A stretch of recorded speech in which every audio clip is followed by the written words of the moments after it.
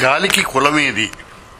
జనవరి 1వ తేదీ నుంచి ఢిల్లీ ప్రభుత్వం ఒక కొత్త ప్రయోగాన్ని చేపట్టింది.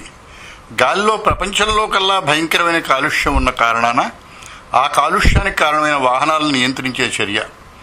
ఆనాటి నుంచి బేసి సంఖ్యలో సరి సంఖ్యలో వాహనాలు రోజు విడిచి రోజు నడుస్తాయి.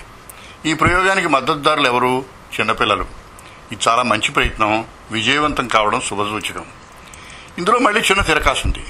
రాష్ట్రపతి, ఉపరాష్ట్రపతి, ప్రధాని, Lok Sabha speaker, Rajya Sabha deputy chairman, కేంద్ర మంత్రులు, గవర్నర్లు, సుప్రీంకోర్టు జడ్జీలు, స్త్రీలు, అంబులెన్సులు, అగ్నిమాపక దళాలు, ఖైదీలను తీసుకెళ్లే వాహనాలు, ఇలా బోల్డ్ మంది వీరి వీరి కారణాలకు వాతావరణాన్ని కాలుష్యం చేయవచ్చును.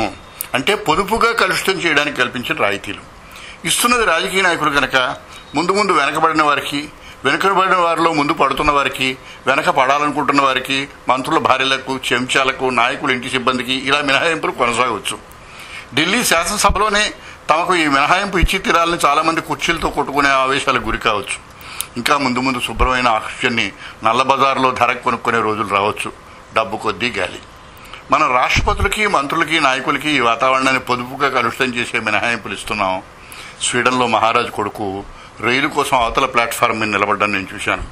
జపాన్లో ప్రపంచంలో కల్లా ఎక్కువ కార్లను తయారు చేసే దేశంలో ఒక కంపెనీ మేనేజింగ్ డైరెక్టర్ సైకిల్ మీద ఆఫీస్కి వెళ్ళడం నేను చూశాను. ఇలాంటి ప్రయత్నాలకు అప్పుడే వేళ మించిపోతుంది. మనం పరిశుభ్రమైన నీటిని అప్పుడే డబ్బిచ్చి కొనుక్కోవడం ప్రారంభించి చాలా ఏళ్లైంది. మన చిన్నతనంలో ముఖం తెలియని మనిషి ఇంటి తలుపు తడితే చల్ల ఇచ్చేవారని చదువుకున్నాం. ఇంకాస్త ముందు తరంలో చదువుకుంటున్నాను ఏ కుర్రాడైనా వీధిలోకి వస్తే అతను చదువు పూర్తయ్యే వరకు వారంలో ఓ రోజు తిండి పెట్టేవారు. నా దగ్గర ఓ వీడియో ఉంది. అందులో 70 ఏళ్ల తర్వాత పుట్టిన వ్యక్తి ఎందుకు పుట్టానా అని వాపోవడం ఉంది. ఆ మానవుడికి రోజు స్నానం చేయడం అంటే ఏమిటో తెలియదు. శరీరాన్ని తుడుచుకోవడమే తెలుసు, సింథటిక్ బాత్. తమ పూర్వీకులు హాయిగా స్నానాలు చేసేవారిని విడ్డూరంగా చెప్పుకుంటాట. సుష్టుగా భోజనం తెలీదు, ఆర్గానిక్ ఆహారం తింటున్నాడు కనుక. ఇప్పుడు వాతావరణ కాలుష్యం కారణంగా ధృవాల్లో 5% ఉష్ణోగ్రతలు పెరిగాయి. ఈ భూమి మీద 3 వంతులు పైగా నీరుంది. అందులో కనీసం సగం ధృవాలలో మంచు పర్వతాల్లో గడ్డకట్టుంది.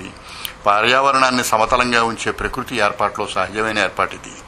అక్కడ మంచు 5 డిగ్రీల వేడి కారణంగా భయంకరమైన వేగంతో కరిగిపోతోంది. మానవుడు తట్టుకోలేంత నీరు మీద పడితే ఏమవుతుంది? మొన్న చెన్నై అతి చిన్న నమూనా. ఇది కేవలం నీటికి సంబంధించిన ఉదాహరణ.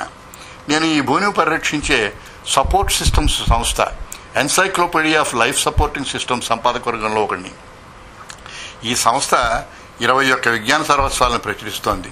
అవన్నీ అపూర్వ విజ్ఞాన భాండాకారాలు. ఆ సంపాదక వర్గంలో ఉన్న ప్రొఫెసర్ గంటి ప్రసాదరావు గారు అబుదాబి నుంచి నాకు ప్రసంగాన్ని పంపారు.